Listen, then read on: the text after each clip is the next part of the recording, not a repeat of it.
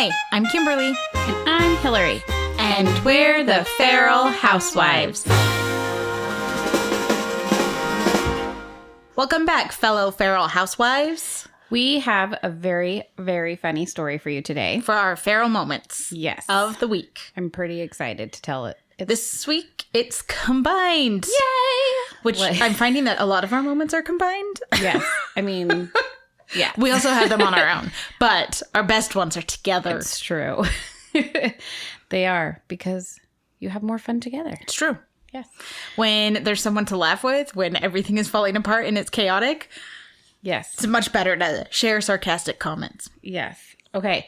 So I had to go down to McMinnville, which is at least like an hour and a half to 2 hour drive for us.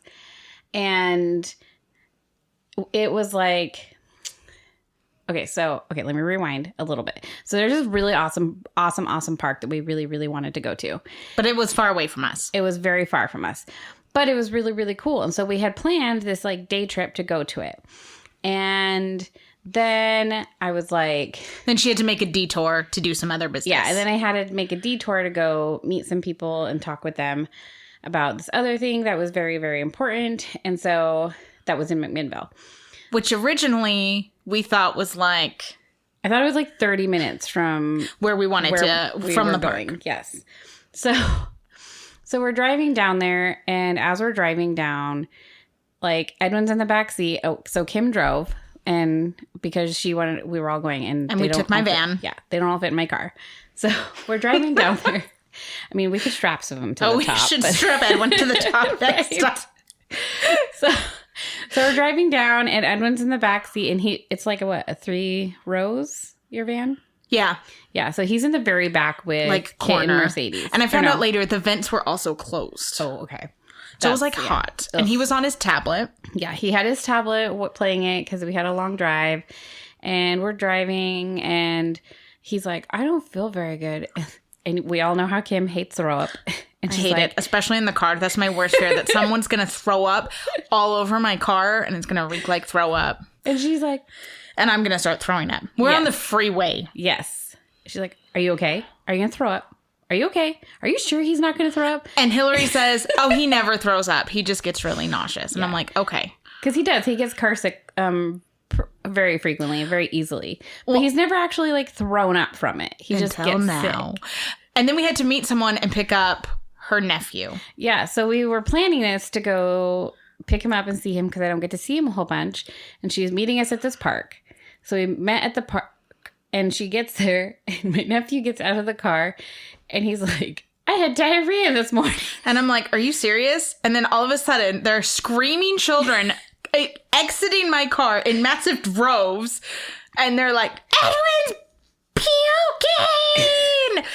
And he threw up in a McDonald's bag that he found in the back seat. Which was paper. Yes. And it wasn't even like real throw up. It was just like the gross like bile stuff because he hadn't eaten all morning. Which is probably why I got another thing that like led him to get car sick. So it was really gross. And the kids were freaking out. And Kim did very well, I'm going to say. You did pretty awesome. Until then, Riker's like, I had diarrhea this morning. And I was like, Hillary! Because she was going to stay at the park with the kids while I went and ran my errand. And I'm like, I'm sorry, I'm not staying here with the diarrhea and mom and child. She's like, they're not my children. So she's like, everybody back in the car. And they're like, what?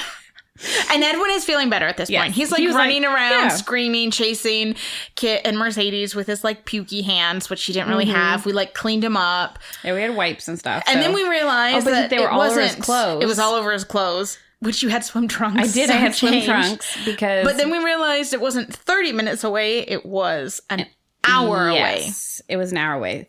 So there's a splash pad at this park, which was why we had a swim trunks and a shirt. And we were planning to be there for like hours. We like took a picnic lunch. Yeah. Well, we'll get to that in a minute. Oh yeah. We were gonna take a picnic lunch. We were gonna take swimsuit. Anyway, so we get back in the car and we start driving, and it takes us on this road. Super windy road. Super I grew windy up in road. the mountains. Oh my gosh. I almost died like 5 times. Amongst very windy roads, and I thought they were windy. Yeah. And then all of a sudden, Edwin's like, I feel sick again. and he starts just like throwing up. No. Did he throw up that time? Well, he did. So I'm in the front seat and I have a fear of falling off edges and not of heights, but just like edges. And so like, so she's the like, roads are like, there was no cliff. but there is a little like, zoop, little ledge thingy. It was not even as tall as my van. No, it wasn't. It's like maybe a foot tall, but it doesn't matter. If your van like goes off that little cliff, the little edge thing. We weren't going to like and plummet you, like, to our fall death. into a ditch. Dude, that freaks me out. It scares me. So every time she's like, ah, ah, ah, and she's like jumping, and Edwin is like going green in the back, and I'm like, Hillary, he's fine. And I'm like, I'm just holding on to the handle for dear life, breathing. Sure, he's fine.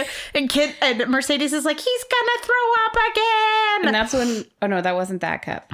What did he throw up in the second time? He threw up in that cup that time. We had a water bottle that had rocket ships, and so he threw up in that. Yeah, I dumped the water out and then gave him the cup. And he threw up in that. So and then again, still bile because he still hadn't eaten. So then we got there, and Hillary goes to meet with these people, and I have the kids, and he's like totally fine. Like he's acting fine. But we ended up... Riker ended up getting picked up because there was Edwin threw up twice. Edwin threw up twice. Oh my gosh, this is crazy. Like, and then it was like a schedule conflict with his mom that it was just foster like mom that was crazy picking him up and stuff. So it was just it was crazy. So. But Edwin was fine. Like he was doing all right. Eating chips. He was chilling, and so he ate chips and things. Like and 3 Kim bags of entertained chips. them while I met with these people, and it took a little longer than I planned too. It was like an hour and 15 minutes. Yeah, I figured it'd be about an hour. Which the first hour it was pretty easy. The next 15 minutes they're like, we want the park, and I'm like, I would like to go to the park too. and so then I come out. And we get back in the car. We get back in the car, and then we have to drive back. And she's like, please tell me they are not on these windy roads again. And I'm like, okay. And they were. They were. But I kept missing turns. Yes. Oh my gosh, there was no place favorite. to U-turn. So I kept having to go into these like dirt like... Oh my gosh, and I almost died like so many times because of these little cliffs. And the kids were like, what's going on? We're like, nothing. Everything is fine. My favorite was that like triangle turn around. Yes. So it was like making her do a U-turn, but it was like, okay, so in Oregon, you're not allowed to do U-turns. Mm-hmm. And unless it's posted. And so you have to like go to these streets to turn around. Yeah. Well, good thing you don't live there. So, my parents learned that real quick because my dad got tickets for it all the time. Yeah, because in California it's the opposite. So we have to turn around in roads. So anyway, so it took her down this road, but it wasn't like a long road. It was like a super like turn, sharp right turn. It was like a triangle. And then a sharp right turn again to turn around, but it was like a tiny little triangle. And she's in this van with all the kids, and as she turns, we're all like, whoa! Whoa! I might have been on the wrong side of the road at one point. I'm not even sure. And I'm like, and I'm holding this little Jesus handle or whatever anybody else calls it. And Edwin's like, I don't feel good again. And then I start praying. I'm like, please, God, keep us alive. And Kit and Mercedes are like, how long till we get there? And Hillary's like, stop asking. Like, seriously, how long till we get there? And I'm like, I'm not Catholic, but I'm doing this like, what is it? The 1, 2, 3, 4. The sign of the cross. Yeah, like praying thing. Because I'm like, I don't want to die. So then this time we put Edwin in the middle row. In the front, next to the window. And so, of course, he throws up again. But this time, because he ate, it smelled like throw up. And so my 4-year-old Hank is sitting next to him. And Hank just has this look of like, oh my gosh. And he's holding his nose because it smells. Kit and Mercedes are like, oh my gosh. And I made my son, my 16-year-old, come. And he's just looking at me like... I hate you right now. Like, why would you said this was going to be a fun adventure and this kid's thrown up 3 times. So we're driving and I'm like, it smells. All the kids are like, it smells. Hank's like, I don't want to sit by him. And you're like, go sit by Ryan. Yes. So Hank rips off his seatbelt, like hurdles over the back seat and sits in Ryan's lap. And I'm like, Ryan, put a seatbelt on. And Ryan's like, yes, I am aware. there. So then I roll down the window because the kids are like, it smells. And Mercedes and Kit were sitting in the back row behind him. So I rolled down on the left side. Yeah. Yeah. And mind you, Edwin's never thrown up in the car before. Which he did really good. Like, I'm not going to lie. So I've never had to roll the windows down when he throws up. So I rolled the windows down. But what I didn't specify is why I was rolling them down. I only rolled down the middle two. And I turn around and look in my in my side mirror, and I just, in slow motion, I see Edwin putting his arm out the window and dumping the cup. And of course, we're driving, and it just whoosh. Not only that, but you were going up the mountain, like the, whatever, Sean called it a hill, but we were going up the mountain hill, and it was like the railing there, and I was like, oh my gosh, we're gonna die. And I was like, Edwin, don't drop the cup out the window. And then Mercedes and Kid are like, there's throw up on the window. I mean, it just like splattered all across the side of my car. Kit and Mercedes are screaming.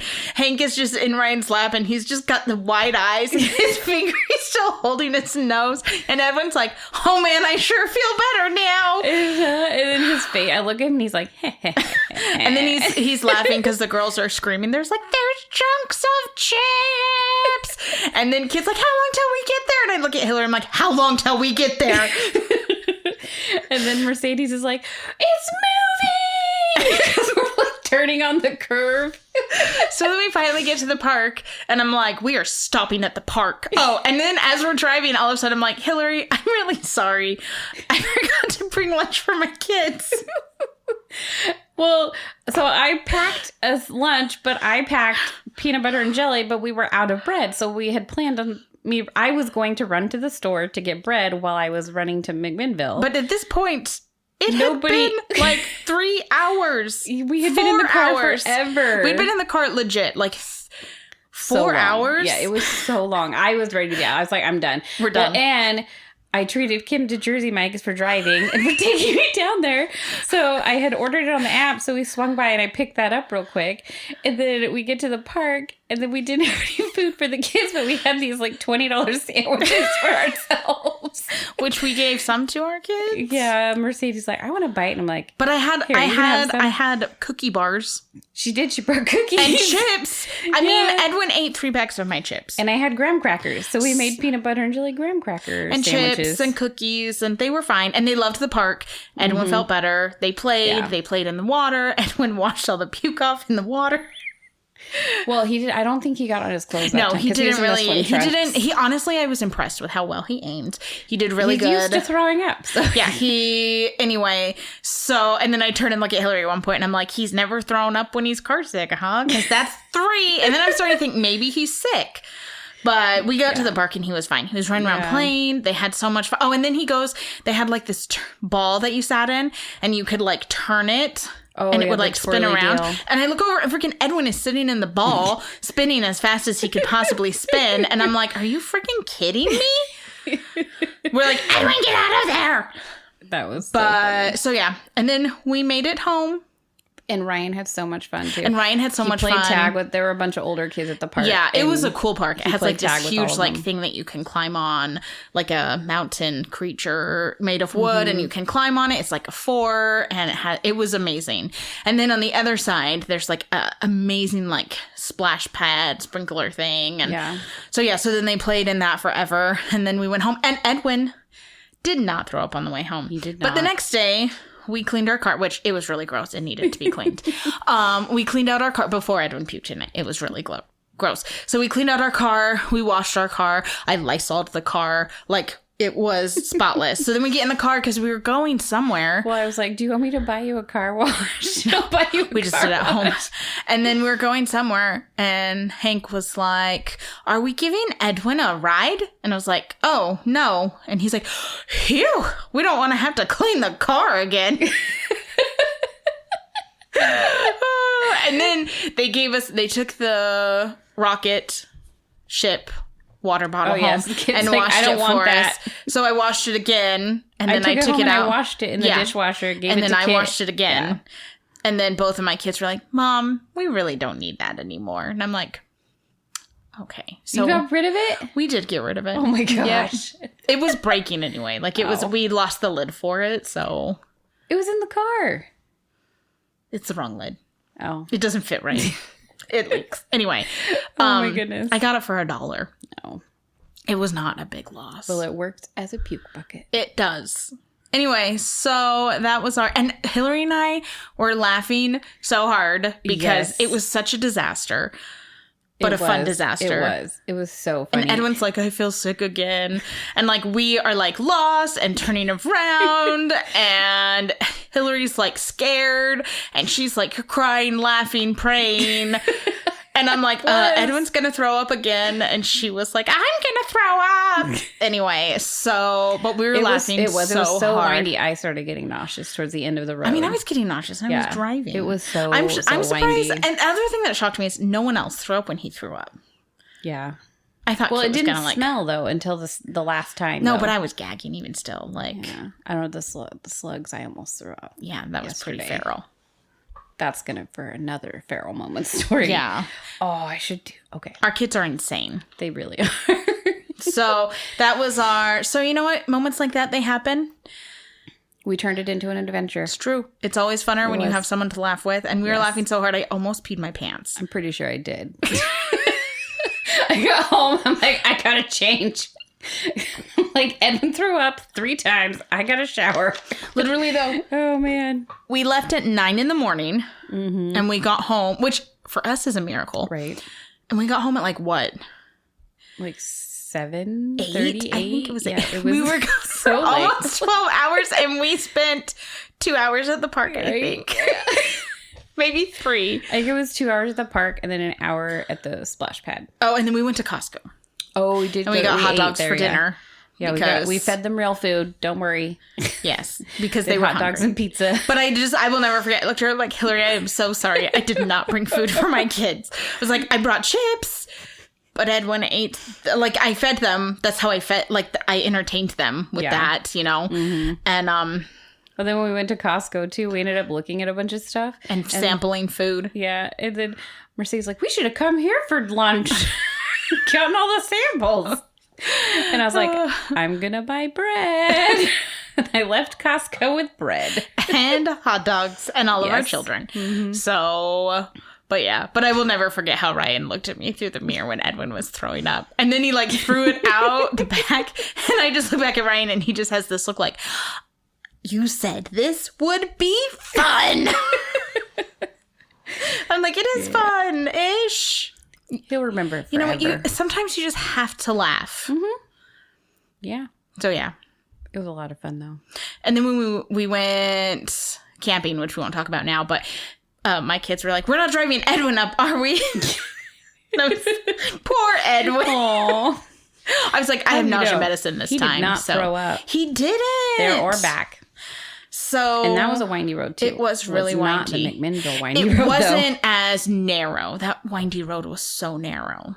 It was. And he was on his tablet at first. And I think first time I didn't give it to him after that. Yeah, though. and I think that after that, it just kind of was like he was already feeling sick. Yeah. So, yep. So yeah, that was our feral moment of the week. It was amazingly fun. Mm-hmm. All right.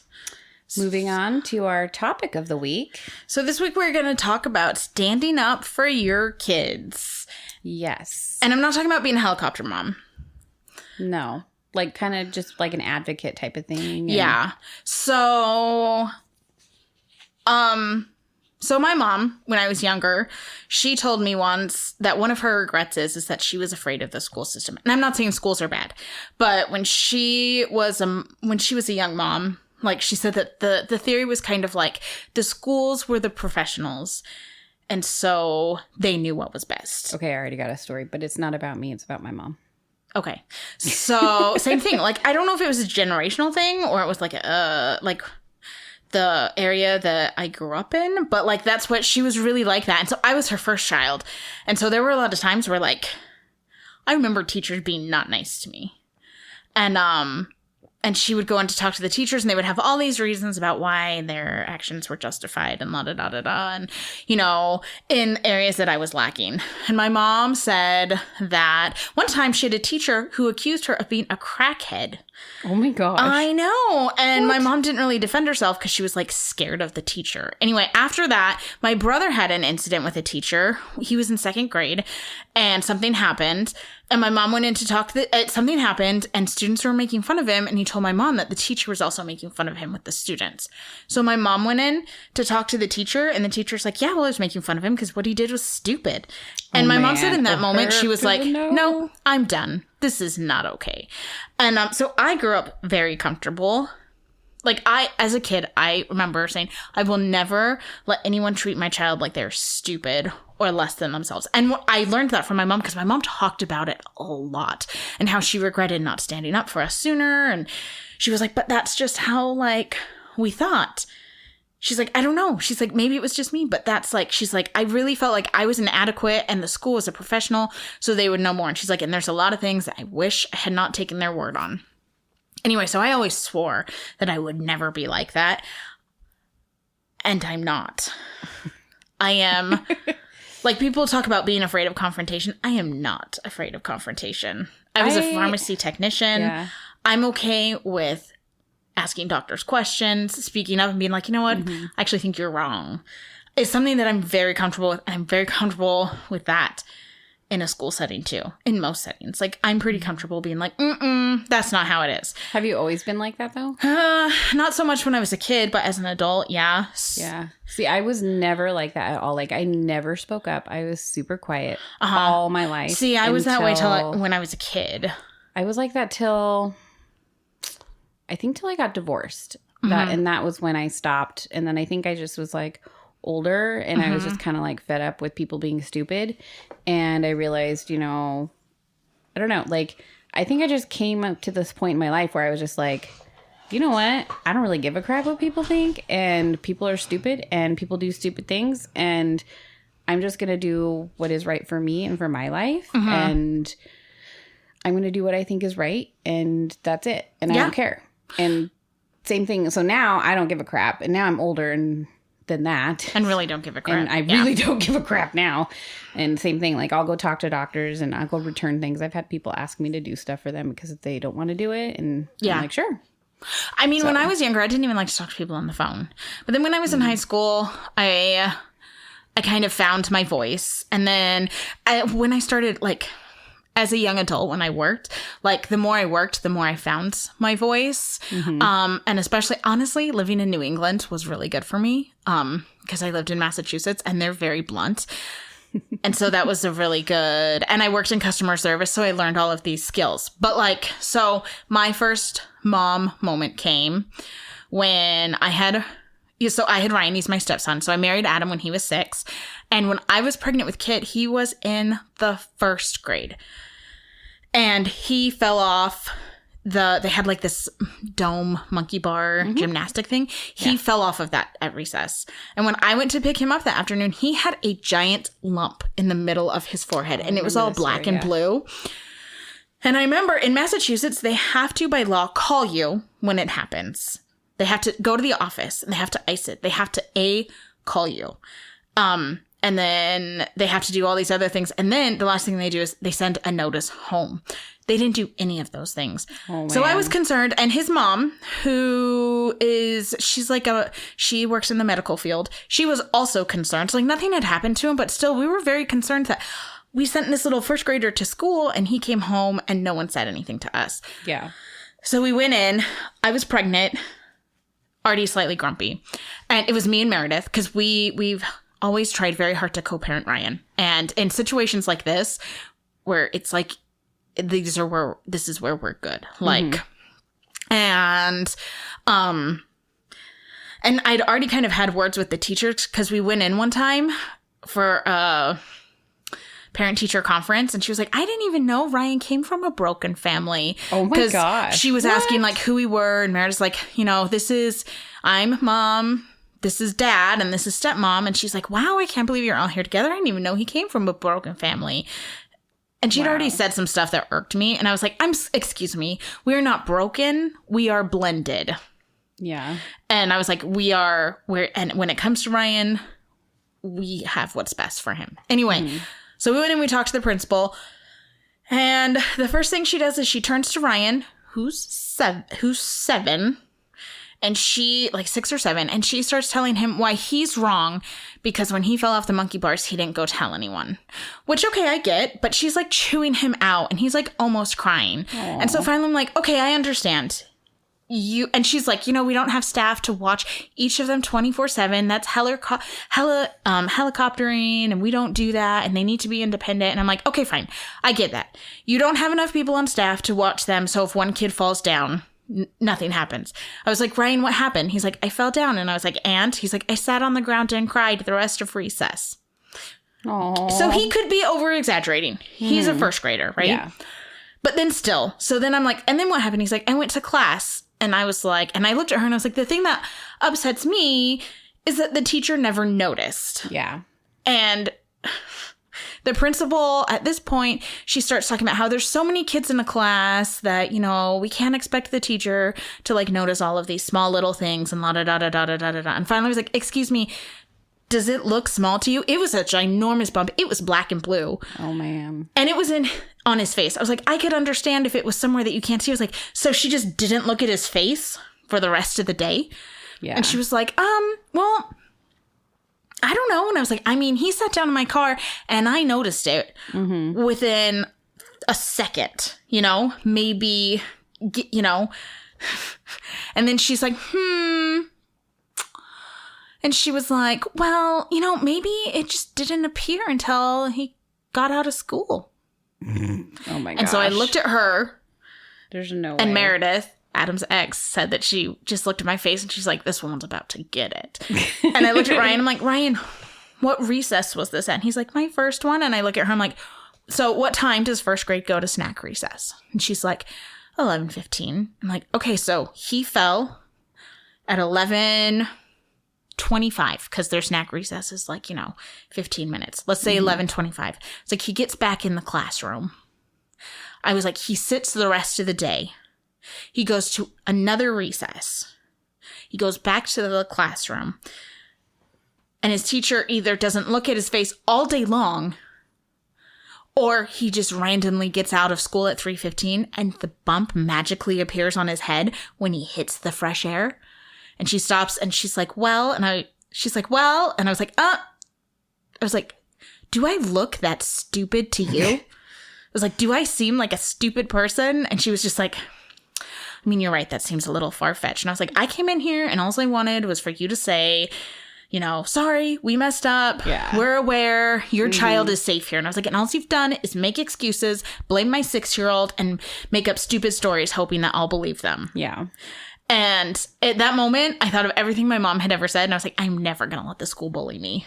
Yeah. So, yeah. But that was my moment. I was like, crazy. Do I look that stupid to you? And the lady was just like, and Meredith was like, yeah, do we look that stupid? Afterwards, Meredith was like, you were awesome. She's like, I'm going to take you to the rest of every time I have a problem with the school, you're coming with me. Oh, man. But yeah.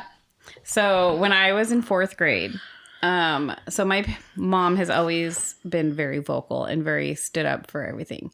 But she also was probably at a point where I'm at too, where she was like fed up with crap too. Cause she was super quiet as a kid. My grandma's always said. Really? Yeah, my mom. She's so fiery. I know. My grandma's like, or even my mom has said, she's like, yeah, as a kid, she didn't really have a lot of friends and she didn't like play with a bunch of people. And she was very quiet, didn't talk. Ever. So where did Mercedes come from? I feel like Mercedes she came from heaven. Then she joined our family. She's like, I had eggs in my body. Yeah. They were fertilized. I joined with Sean and our love made a baby. The stork flew in and dropped her on the doorstep. There were lots of hearts. No, I feel like she's very much my personality. She's very much like my mom and I. She's very much like us. Except she's not quiet. No, she's not. But she has I think amazing she gets self-confidence that from us. Yeah. Yeah.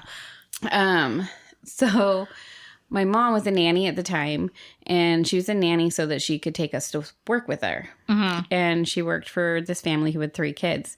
And the older 2 were in school, and the younger one was like 2 or 3.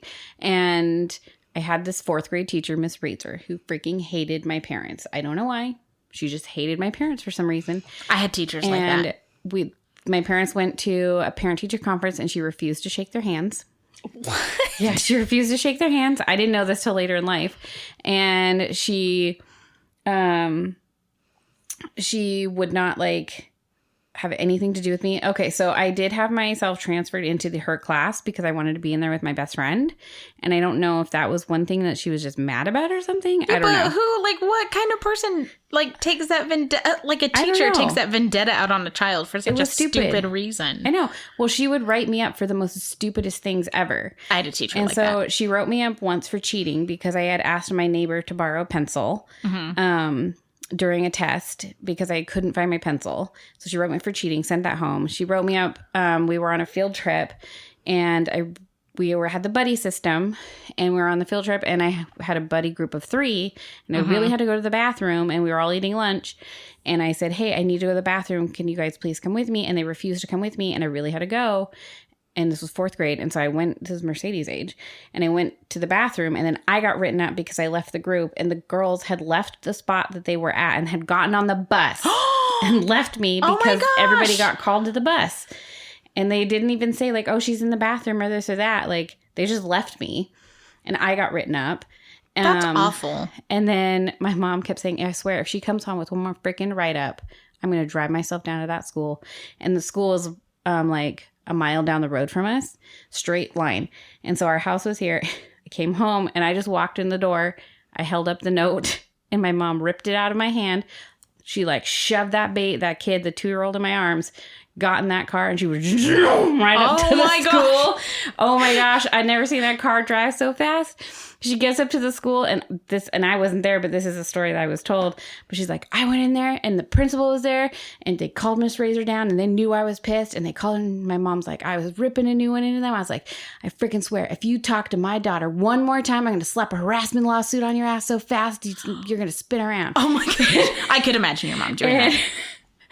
And the teacher was like, okay. Like, I don't know, like, she didn't even say anything. And that teacher never spoke to me again.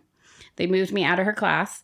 And actually, that's a lie. She talked to me one time in 6th grade because we were in portables back, and that was in Utah. And we were in portables, and we had to go inside to use the bathroom. And it was the 4th grade little foyer thing. And it had been 2 years. And she just said, like, oh, like, hi, hope you're doing well. And that was it. But other than that, she never spoke to me again. And it was insane. But I was like, I think of that story, and I'm like, I would totally do that for my kid too. Like, yeah. I would in like a heartbeat. It was crazy. Well, when I was in 1st grade, I had a teacher who like did not like me. And I remember knowing that she didn't like me. Aww. And she was a new teacher, and I was my mom's oldest. And I don't know, like I was very naive, and the teacher did not like me. And I remember knowing she didn't like me. Like, we had to pull our cards, and she would, like, for the smallest things, she would make me go pull my card. And, like, all these things. Like, one time, we had to, I love to write, and we had to write stories, but I couldn't read or write that well, so my story was dumb. But then we got to, like, dictate our story to the teacher's aide, and she typed it on the computer, and then we got to draw pictures. Well, my story went from this little dinky thing to like this huge thing, and she got mad at me and told me I wasn't allowed to write stories for like the next 2 times. I had to sit in the corner desk because I was in trouble. So my mom, and I kept telling my mom I hated going to school, and so my mom went in, and she was like, she says she hates school, and she was like, well, I mean, you must be too soft on her at home. Like, what do you do? Make cookies all day? And like, my mom was just like, oh, I guess I'm too nice. Like, I mean, my mom's like, I don't even know why I took that. Oh, she's like, now I'd be like, well, you're being mean to my kid. That being said, I only ever had 2 teachers who were mean to me. And then I kind of had one in 6th grade who wasn't that nice to me, but my mom went in and was like, listen, these are, and that didn't last long. Like, he was nice the rest of the time. Oh, good. But he was just kind of a jerk to everyone. He was like one of those, like, why are you teaching teachers? Oh. But the rest of my teachers I had were amazing. Like, I had amazing teachers, and I was very fortunate. But yeah, but then, like, talking to parents, like, a lot of people are, like, afraid. Like, school is starting, and I was talking to one mom, and her daughter got a teacher that she was afraid, that she didn't really want her daughter to have, and she was, like, afraid to go talk to the school. I'm like, why? And she's like, well, they say that, you know, the decision they make is the decision they make. I'm like, it's your child. They can't make a decision that you're, like, not a part of. So one time my brother had a teacher who was mean to him, and my mom didn't believe that she was mean, and she went in, and my mom, this was a different teacher than the other one. My brother had horrible teachers. She went in and she was talking to the teacher, and she was like, well, he said that you called him stupid. And she thought the teacher would be like, no, he misunderstood me. She's like, he is. She's like, and she's like, different teacher? Yes. She's like, oh my gosh. He said you called him lazy. And she's like, he is lazy. Have you seen the inside of his desk? She's like, Keith, go show her all the crap in your desk. She's like, he's a little hoarder. And my mom went and my mom went to the principal, and this lady was really old. My mom went to the principal and was like, we're done. I want him transferred. And the teacher's like, or the principal's like, we can't do that. La da da da da da da da da. And my mom's like, I don't want him in that class. And they're giving her all these reasons. And my mom's like, well, he's not going back to that class. And they're like, I guess you could homeschool him. And my mom's like, okay, give me the paperwork, and that's what I'll do. And they were like, oh. And so she homeschooled him for like 2 months, and he like excelled. He learned so much because he was really smart. That's awesome. None of his teachers either loved him or they were frustrated with him because he was really smart and he was bored. And that makes sense. So then she went back to the school to re-enroll him. And they were, like, really nice. And they're like, Linda, you're back. We're so sorry about what happened before. And she's like, well, I want to re-enroll him, but he's not going back to that class. And I'm like, of course not. Which teacher would you like? Of course. And like, oh, my gosh. My mom was like, I would like this one. Thank you. And, but yeah, same thing. Like, my mom was like, times have changed a lot, too. Him. Yeah, definitely. Yeah. I mean, there's still, like, I know they tell you now, like, hey, like, you can't really change it. But at the same time, like, I know that if you throw a fit, like enough, not a fit, but like if you tell them enough reasons why and stuff, they will make it work for you. Right. And they're not just going to be like, oh, because, you know, they want to, like, now they wouldn't do it. Like, oh, they want to be in the class with their friends. Like, yeah, unless there was like a reason. Yeah. You know? And, so, but if you have a legitimate reason, like, talk to the school. Yeah. You know? Mm-hmm. And, but even with like other people, I've found that like. Even moral issues. Yeah. Or, like, other moms judging your kids. Mm-hmm. Like, I've had some people, and they'll say things like, well, this mom said this to me. And I'm like, don't take that crap. Like, she's mean. I keep cutting. No, go ahead. No, I was just going to say, I just thought I went for Edwin because the whole kindergarten thing when he was supposed to get the other teacher. Yeah. And I had signed him up, and like he was supposed to have the other teacher, and we were all excited and all these things. And they assigned him to the new teacher that he got. Mm-hmm. And I was really, really pissed off about it at first. And then I like was praying about it. And I was like, you know what? I think it's going to be okay. And I stuck with it. And I was so, so, so glad I did because it ended up 100 million times better for him. She's an amazing teacher. She was so great for him. And she's such a great teacher. And I just think it worked out so much better for him. And the other teacher just didn't, I don't think it would have been a very good fit for him. Yeah. And it just worked out really well. But for next year, like he's starting first grade now, next week. I know the two teachers, and they're both really awesome. But you wanted him to I wanted him to have this one teacher, and I was like, there's no freaking way. If he's not in this class, I'm gonna be down here in the office. But he is in that class, right? He is, yeah. He got in the class, and I know the teacher too, and I was like, before like they even started forecasting or anything, I was like, he's gonna be in your class, right? She's like, oh yeah, I'm gonna do it, and she did it. Like I feel like our school, you have more. It's like not the traditional school, yeah. But like even like moms, like. I was in a homeschooling group, which had its good aspects and its bad aspects, but there were some moms that were very judgmental of Hank. And I've always stood up for my kids really well. I was nodding. You couldn't see me nod. Yes, she was nodding. And it wasn't everyone. It was just like one or two. But like, it was really hard. I felt really judged by some people, and they would make comments about Hank. And I like... let them. And then after a while, I was like, why am I like even listening to them? Like they weren't rude, but it was like, oh, he's a hard one. You know, I know how hard he is and la da da. Well, and then I stopped letting him go to certain things. Yeah. And they would make comments like, if he wants to go, he has to act like, you know, better. And I was like, really? Because I don't think your kids are that great, but whatever.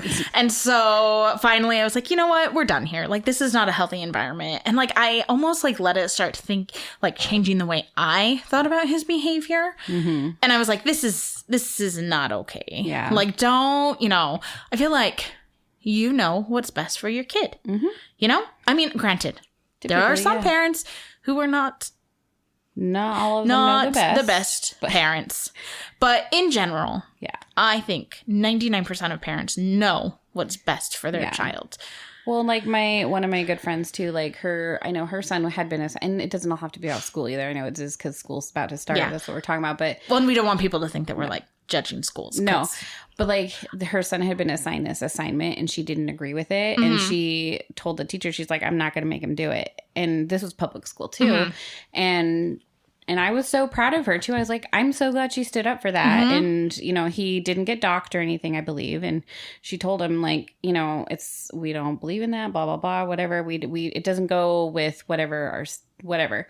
And so it's not like you're like, we don't want him to learn to read. Yeah. Give him ideas. He'll start thinking.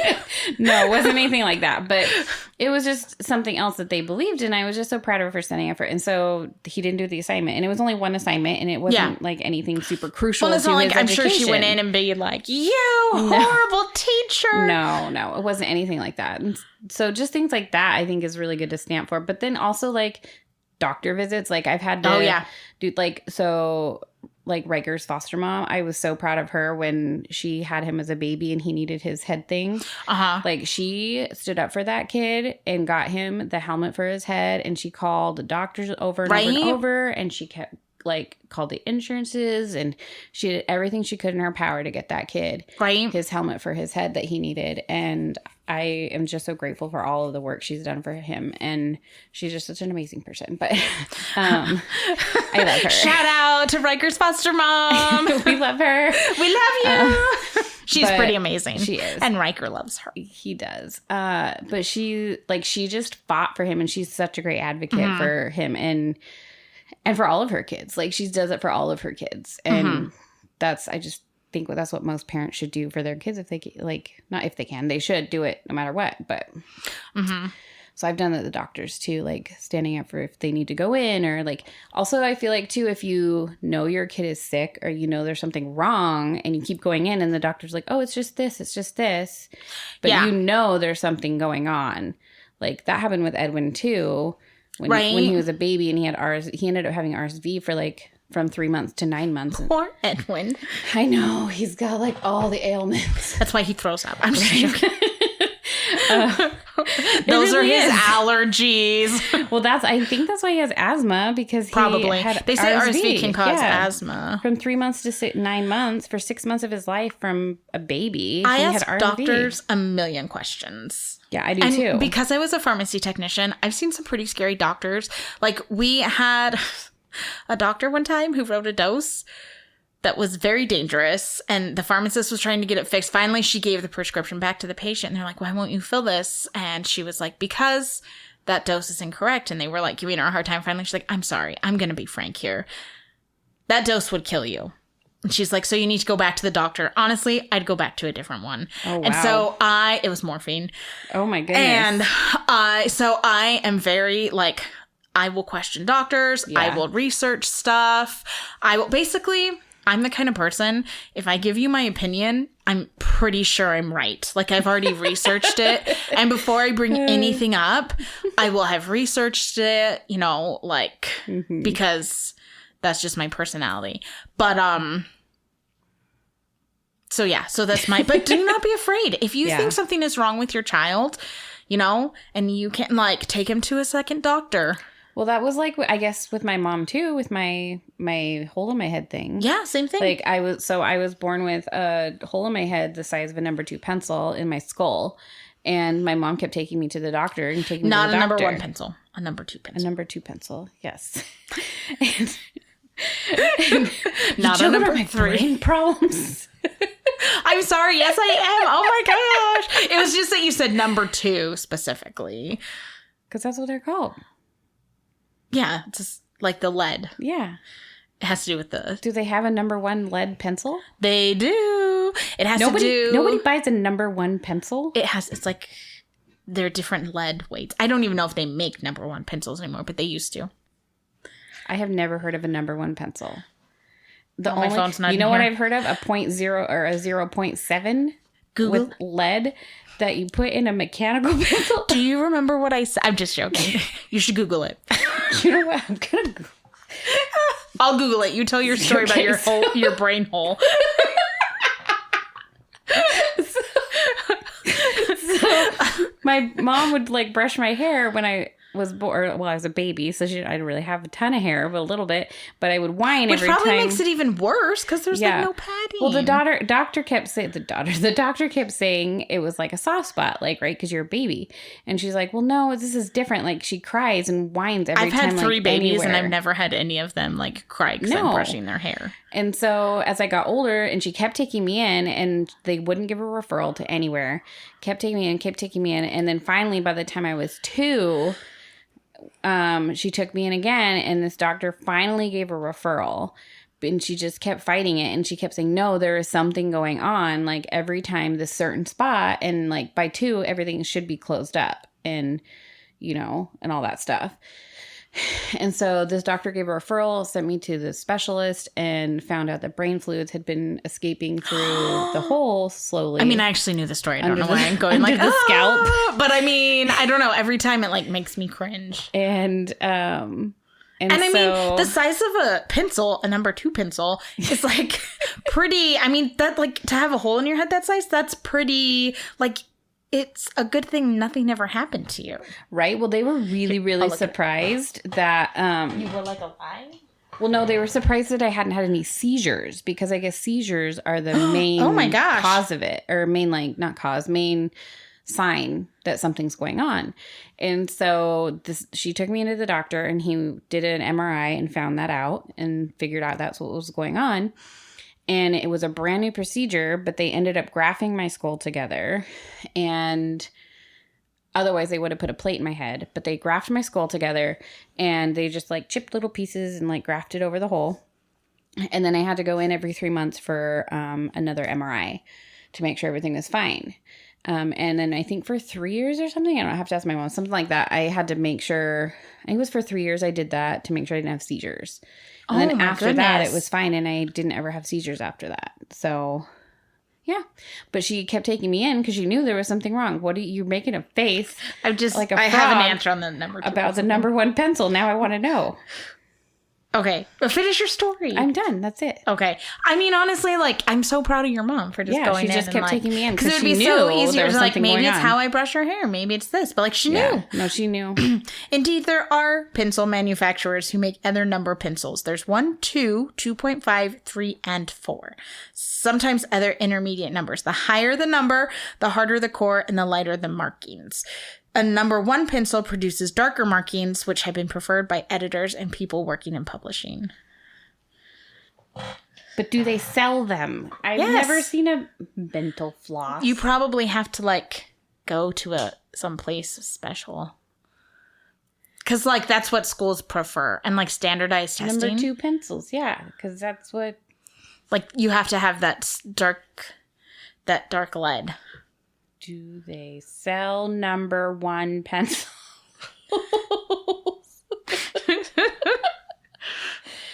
I've bought one before. Man. You've bought a number 1 pencil? I've bought an art pencils. The graphite pencils are my favorite. Those are my favorite pencils. Those are probably number 1 pencils. No, they're B's and 2's. Those are on the softnesses of the pencils of the lead. Yeah, that's what yeah, that's what I'm talking about. Those are like 2 B's. Yep.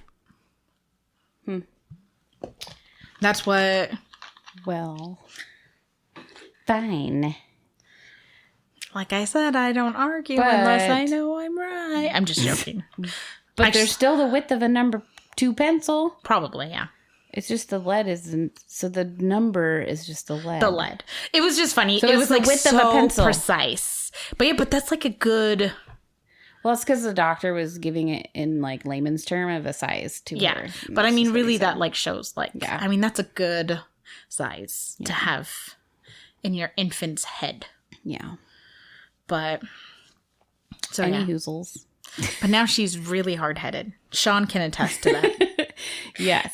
But anytime I have anything going on with my head, like migraines or anything, I always get like super paranoid. I bet it freaks out your mom too. Oh yeah, she gets super worried. I know it does because she said something one time. She's like, well, remember you had the hole in your head.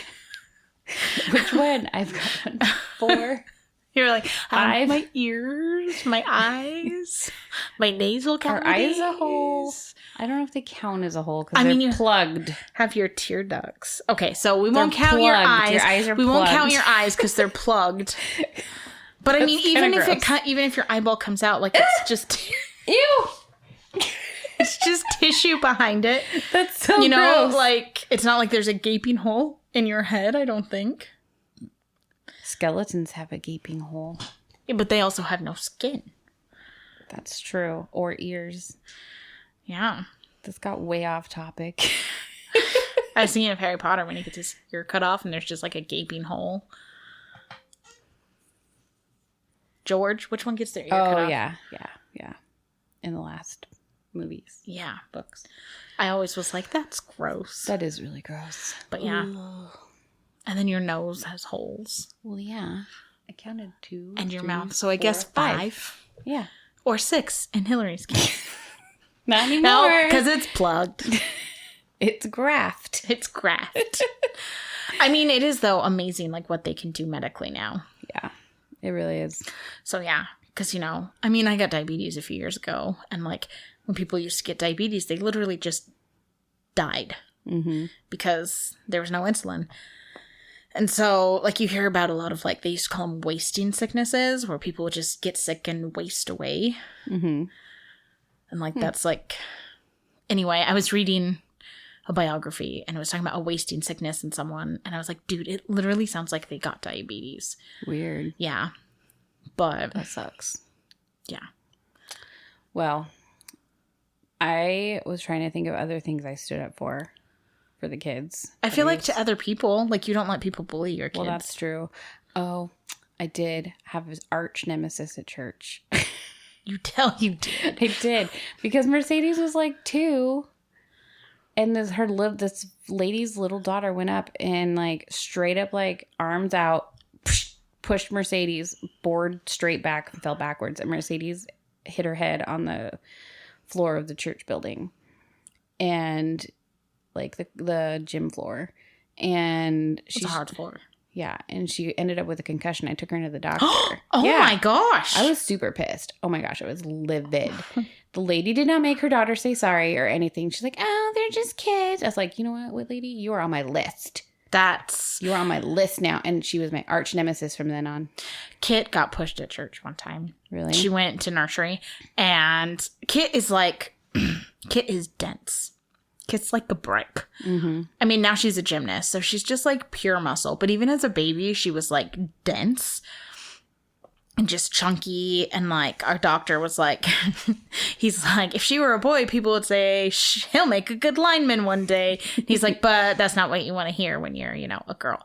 So, and she makes a great gymnast. But she went to nursery the first day, and there was a girl like that who would push everyone and take their toys and like make kids cry. And she walked up to Kit and she pushed her, and Kit just kind of like, and pushed her hard, and Kit kind of rocked back and then rocked forward and looked her up and down and looked at her like, what?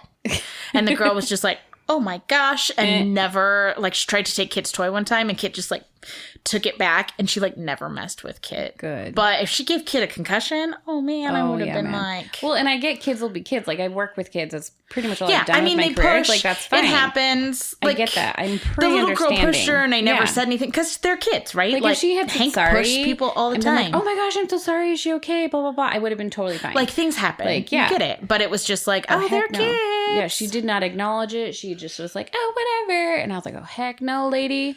No. Mm-mm. Yeah, that's how I am. Well, like, Hillary had a neighbor over one day, our kids were here, and one of the little boys started like making fun of Kit and Mercedes. Oh, yeah. And then he was like making fun of my little boys because he couldn't like jump crazy on the trampoline. And I was like, I'm about to go chew out your little neighbor boy. I was like, hey, you know what? If you're going to be here, you have to be nice to like, and Hillary's like, yes, and you already know that. And, but yeah, like I just don't allow, and I don't allow my kids to bully other people either. Yeah. Like if my kids do something, or they're mean to someone, I'm like, like that was mean. You need to go apologize. Like we don't act like that. Yeah, I tell my kids that too. Well, not same kid. I told him that one time they were on the trampoline jumping, and Mercedes like, my mom says you can't do that. And he's like, well, she's not my mom. I don't have to listen to her. And I was like, oh heck to the freaking no, kid. I was like, you can just go walk yourself back home then. Which is funny because his dad is so not like that. I know his dad's not like that at all. His dad will be like, of course you have to listen to her. Right? I know, it was so weird, but oh my goodness. That kid. But yeah, I mean, and kids can be jerks. They're just that way. Like, but yeah. So I don't know. I just don't and I try not to helicopter. I try to let them fight their own problems.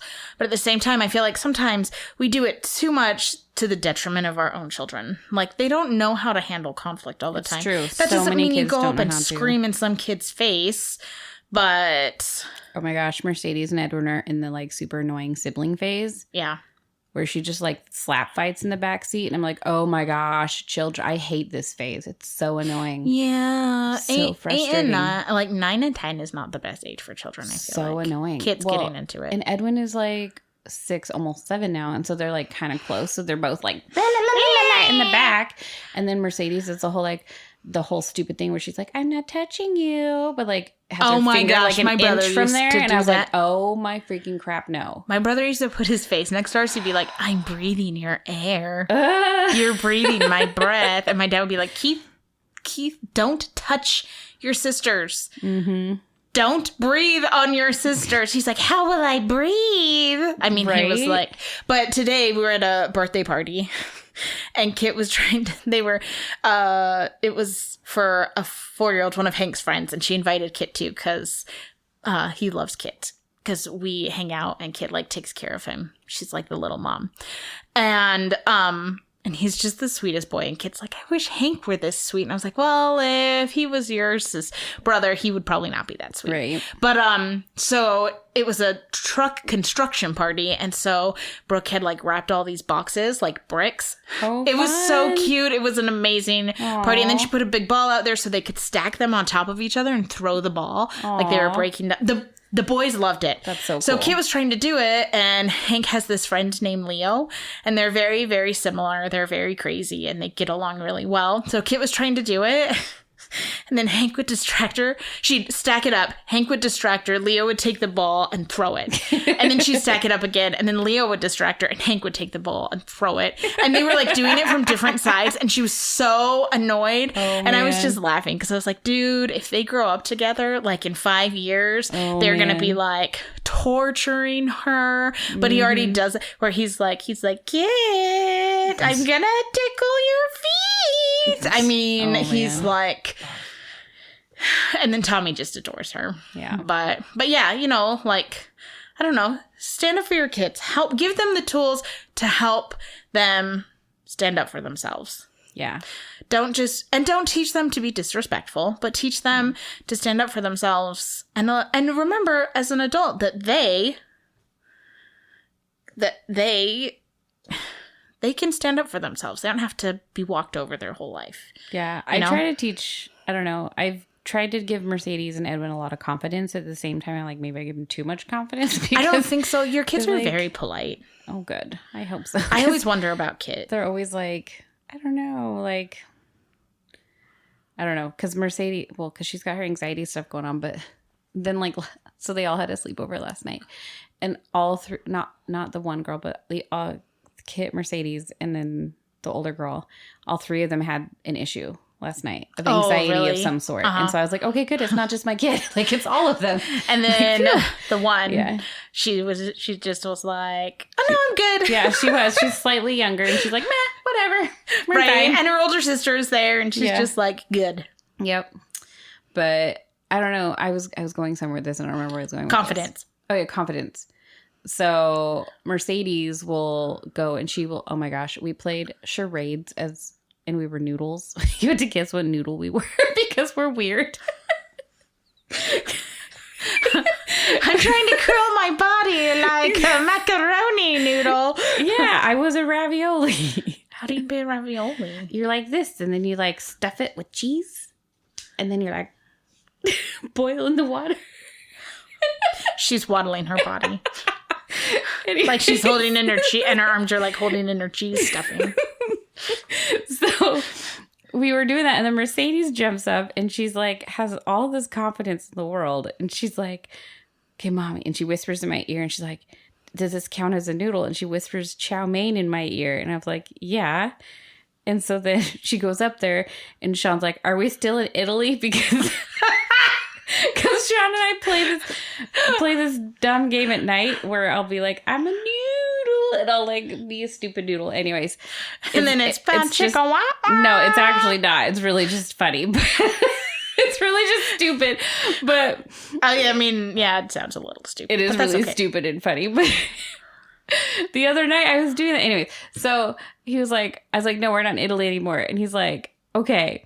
So then he's like, ramen. And she's like, nope. And then she's like doing the sprinkler. And then she's doing the chicken. And then she's doing like all these dance moves.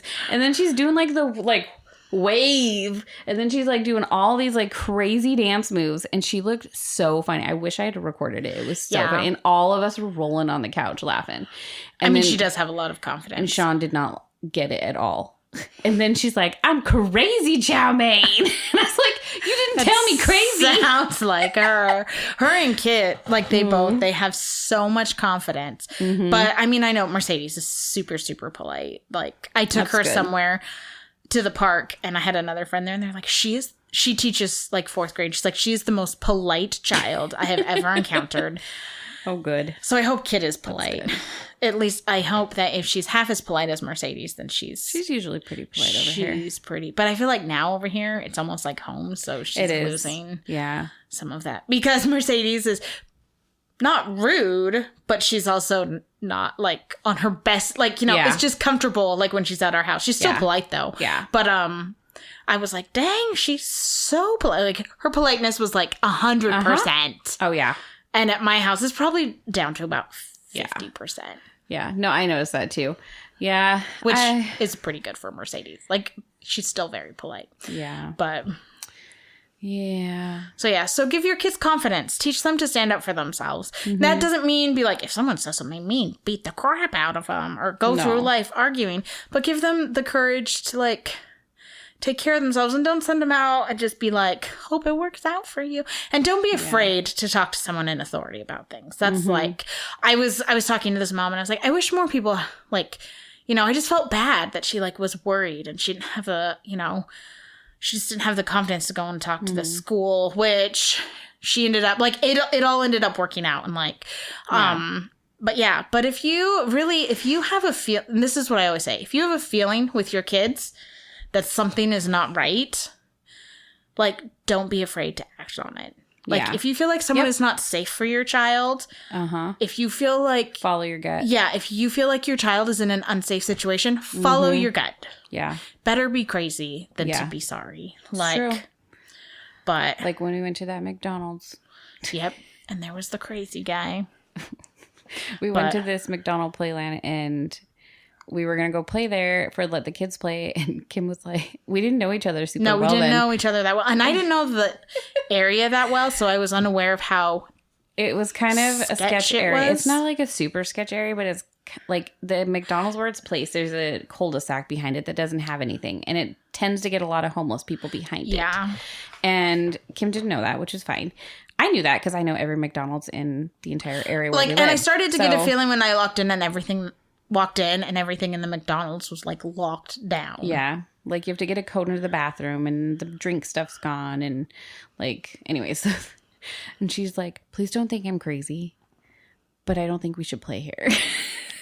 There was like a guy and he was like talking to himself. And what was he saying? He's like, I'm going to teach him to chop my balls off. And he's like, I'm going to take my knife and let it out. And I was like, all right, well, I'm done here. And she comes and gets me in the playroom and she's like, please don't think I'm a weird person.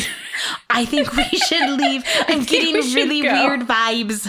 And I was like, okay, let's go. Let's do it. I hardly knew her. And I was like, she's going to think I'm insane. I know. And I was like, whatever. I'm all about following your gut. So I was like, let's do it. Let's go. And we left. One time I was at that McDonald's, I went through the drive-thru to get a drink, and someone was like walking along the edge where the cars were and talking to themselves. They weren't talking to the person in the car, and he was like yelling and screaming, and someone from the McDonald's window like opened it and they're like, go away! Whatever. They had a name. They knew their name. Or we're calling the police again. Oh, wow. And he turns around and he's saying something. And she's like, don't talk to that customer. Oh, wow. Leave them alone. And then when we went up, the manager was like, I'm sorry. I hope they weren't bothering you. And I was like, I mean, it was a little weird, but... See, I've never had that happen to me there. Yeah. But that's also the McDonald's when I was driving with the kids in the car and there was a tent on the side.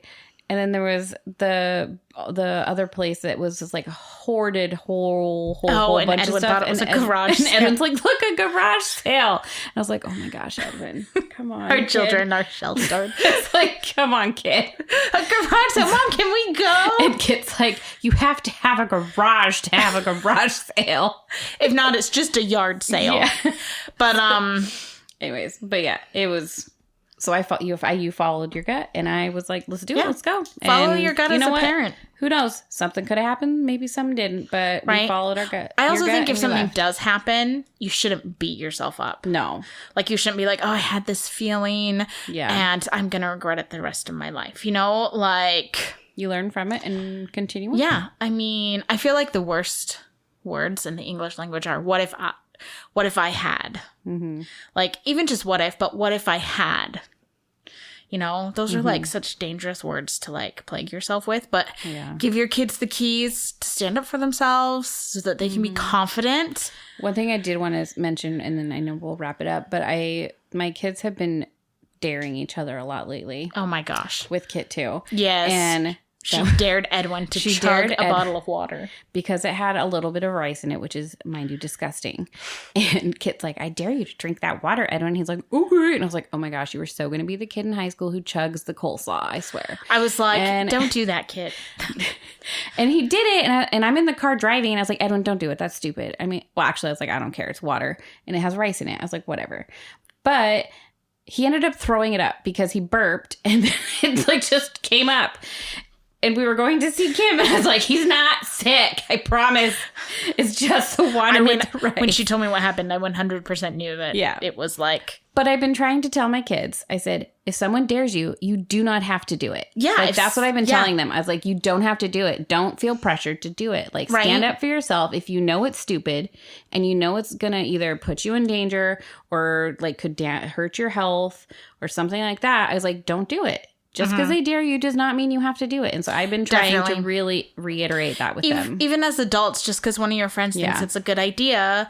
Like, if you want to put your kids in public school, great. Yeah. If your friend is like, no, you should homeschool them, it's way better, but you want to put them in public school, put them in public school. Mm-hmm. If you want to homeschool and your friends are like, oh no, homeschool all the way, but you feel like you should do homeschool them. Yeah. You know, if you don't want to put your kid in a sport, don't put them in a sport. You know, like, I feel like you should feel comfortable making your own decisions. Yeah. You know, and not forcing your kids to do things because you feel pressured or they feel pressured. Like, teach them to say, you know what, I really actually don't like playing soccer. Just because all my friends play soccer doesn't mean I have to play soccer. Exactly. Or, with anything, right? Yeah. Like, everyone is different. And I just think that in our society, we don't enough say, you know what, I really don't want to do that, or I don't feel comfortable doing that. Like, teach your kids to say, I am not comfortable right now. Well, and I think teaching them young, too, will hopefully lead into the high school age when it turns into the peer pressure. And it's dangerous things. And it's, like, super dangerous, yeah. So I'm hoping that will help with it. But, yeah, I just wanted to comment on that because I think that's the one I'm working on right now with my kids. Yeah, I think that's a really good, and teaching your kids, like, it's okay to walk away from a situation. Yeah. I once heard someone say to never put yourself in a situation where your actions can be misconstrued, or never just put yourself in a situation where you're like a a bystander, and he used the story of 3 college kids who were on an internship, and they were 3 friends, and they went to, actually there were 4 friends. They went to this college internship, and one of the things is they weren't supposed to go to parties and drink. Because they were on this, it was like part of this corporation, and they had to be, anyway, they got invited to this party.